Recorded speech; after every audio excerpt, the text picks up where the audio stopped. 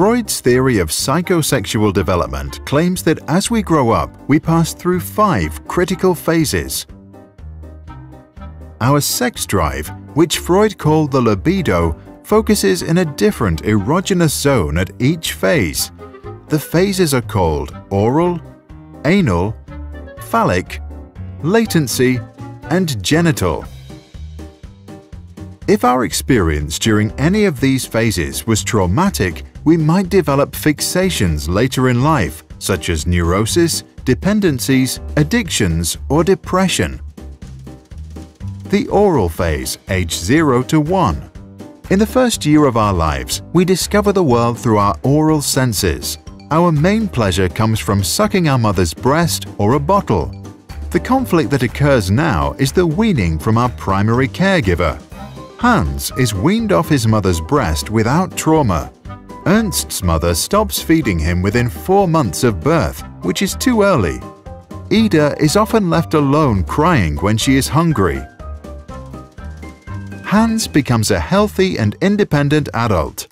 Ernst suffers from trauma and develops an oral fixation. He tries to compensate for it by chewing gum all the time. Ida spends her entire life looking for the oral stimulation she was denied as an infant, and therefore develops a manipulative and addictive personality. The anal phase, age 1 to 3.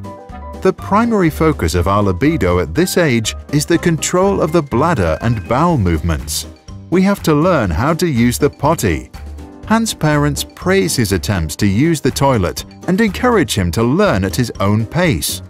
Ernst's parents force potty training on him too early and punish him for mistakes.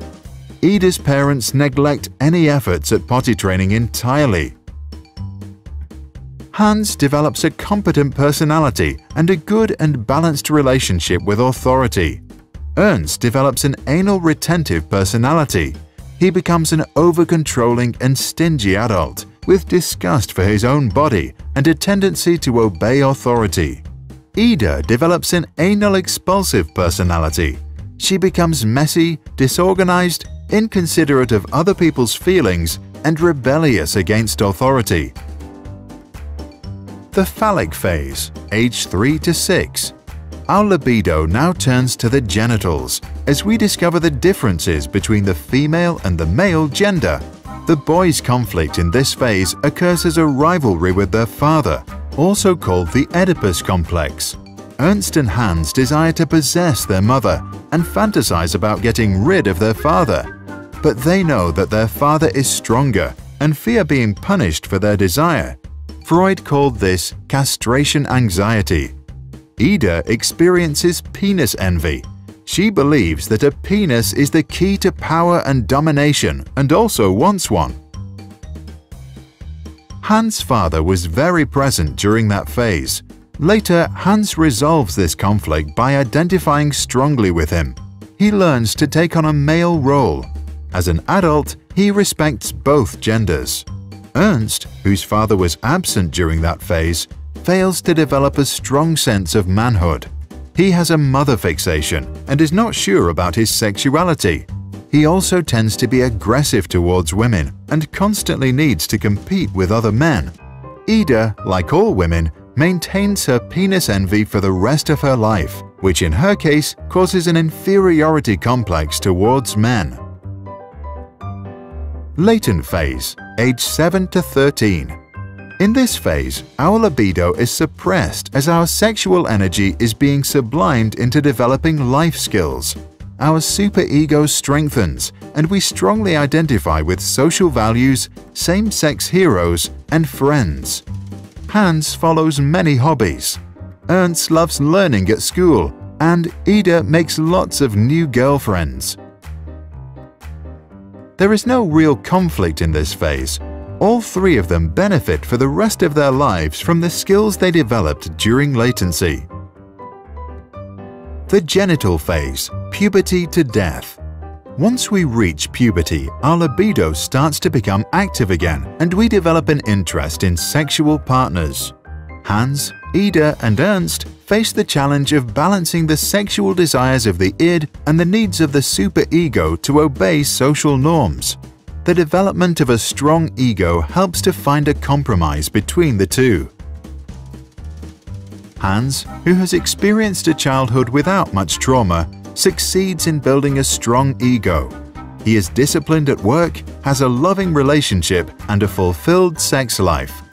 Ernst's ego is weaker than his superego. He obeys norms and authorities, and as a result, suppresses his desires, which leads to the development of perversions. Ida has a weak ego and a weak superego. Her sexual needs are more important than social norms or other people's feelings. She is egoistic and feels no guilt for breaking the law or hurting others. To understand the theory, we need to see it in the context of Freud's famous work on the unconscious. By acknowledging that we have a subconscious, he also implied that we store memories of early childhood and other experiences without even realizing it.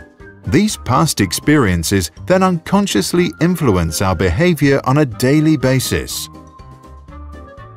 Freud claimed that our mind operates in 3 spheres, which we can imagine as a submarine. The unconscious level operates the id. The preconscious level operates the superego. The conscious and preconscious levels operate our ego. Young children are driven by the id and demand immediate satisfaction. At around age 7, we begin to develop a superego and want to become good moral citizens and please others. The ego is formed with adolescence to balance the two forces. Sigmund Shlomo Freud was an Austrian neurologist and the founder of psychoanalysis. Freud theorized that the unconscious would remember and store all our experiences. Later, they pop up from time to time through dreams and associative thoughts.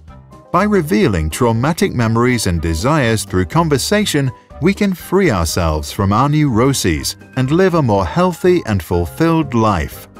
He recommended, we should not strive to eliminate our complexes, but to get into accord with them. They are legitimately what directs our conduct in the world. What do you think about this theory and the practice of psychoanalysis? Is there some truth in it? Do we have an unconscious? If so, does it really store all our childhood experiences and influence our behavior as adults? Please share your thoughts in the comments below.